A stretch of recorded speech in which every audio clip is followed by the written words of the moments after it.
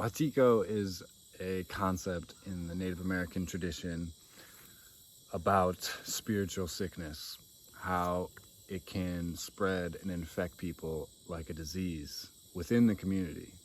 If someone comes in with this sickness, it can infect and pull everyone in. It's like this dark vortex that gets brought in to the reality.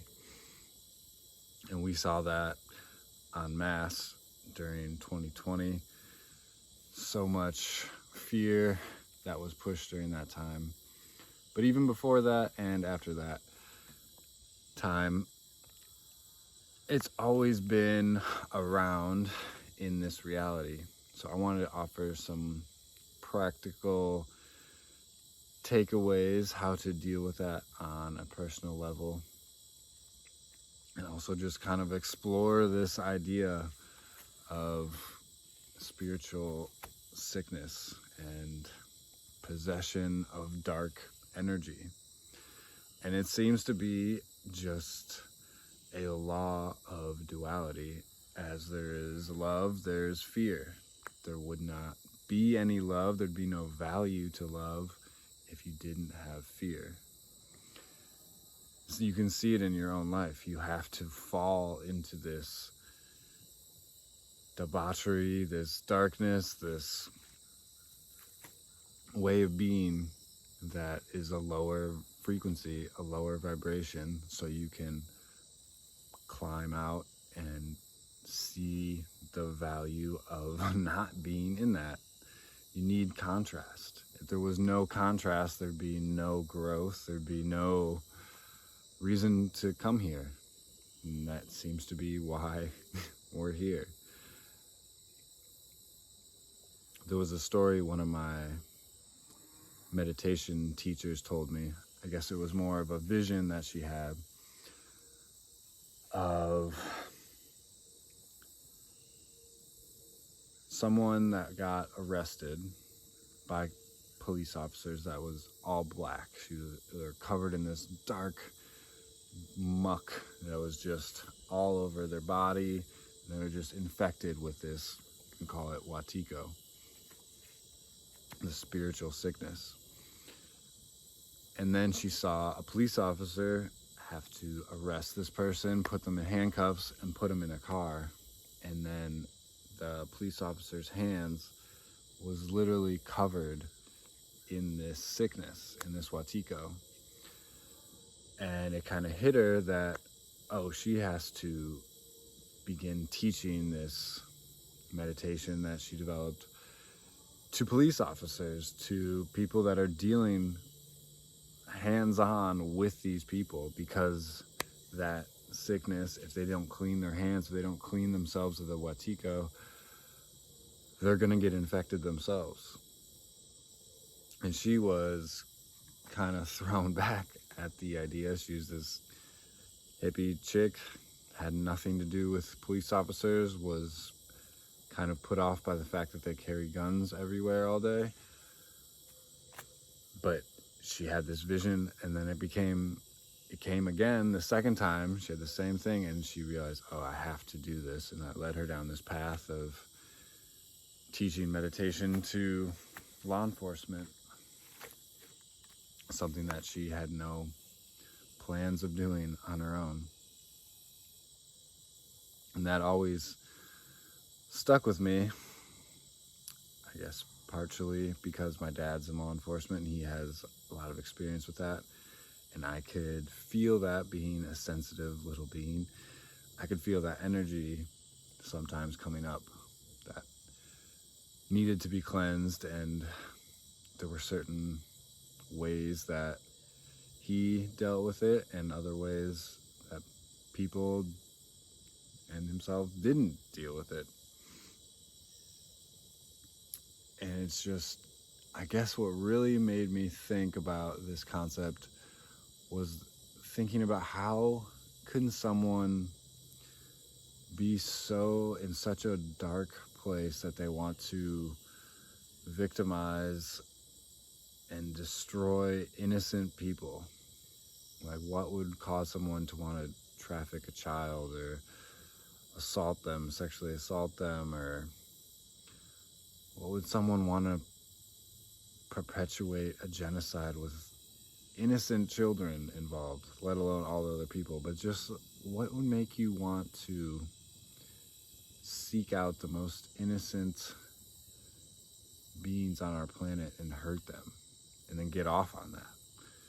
And the only thing that I can really understand is that they're infected with this sickness.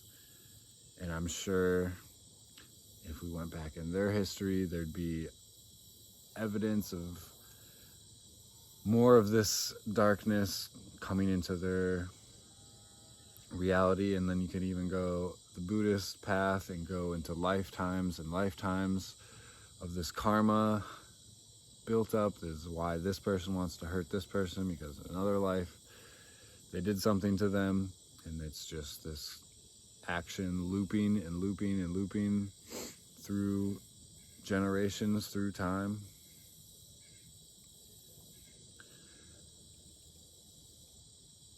So it's kind of a law of this world. It's a law of duality. The same way you can't be mad at gravity for existing. Yeah, it'd be great if I could just fly everywhere, but I'm being held to this planet by this force that keeps me tethered here. In the same way, there's this force of darkness that is tethering an energy that holds the other side of love, the other polarity of love. So you wouldn't value or appreciate any of the good things in life without the bad things.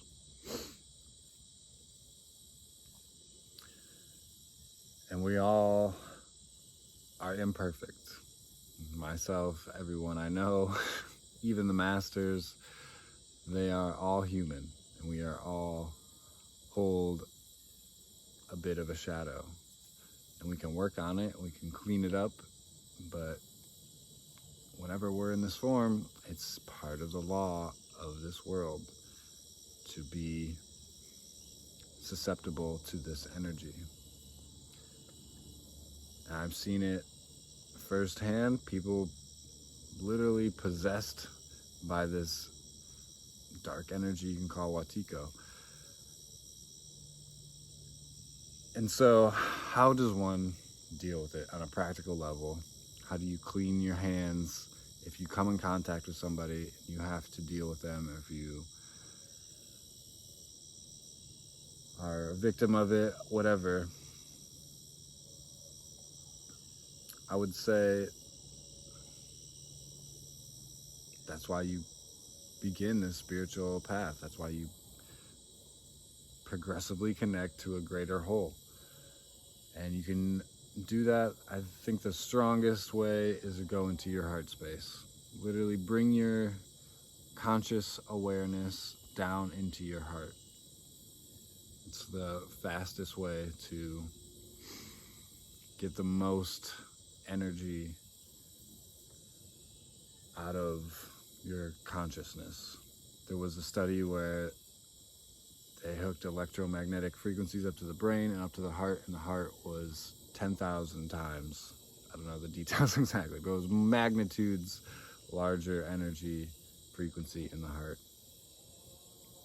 So when you go into your heart, and then again, that's what meditation is all about.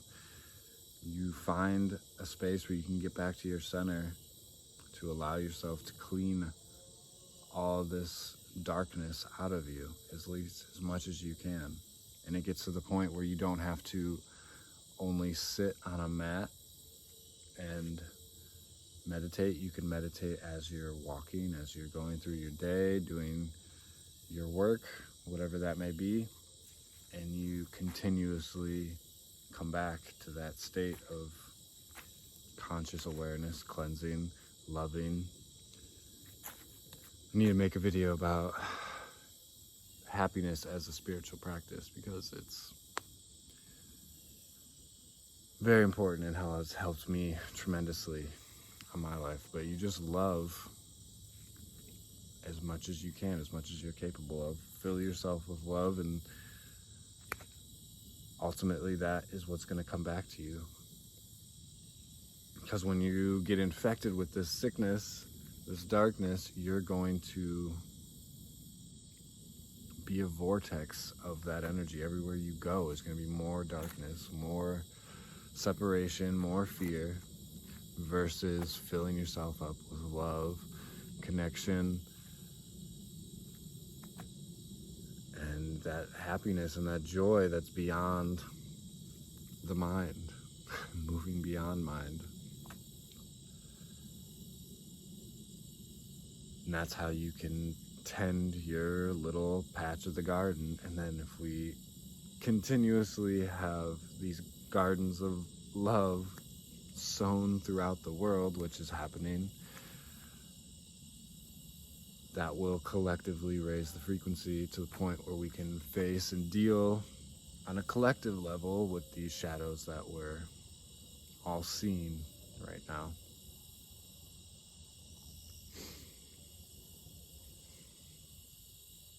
So I think I'm gonna leave it there. Go back into your heart space, find some time alone, and alchemize yourself whenever you can, and that becomes a process that continuously begins to unfold, and you don't even need to consciously set aside time. But it's always nice to bask in your own radiance from time to time, however that looks for you. You can dance, you can do breath work, you can just meditate, you can create, you can sing, you can pray, all the different things that allow you to fill yourself up with your own light.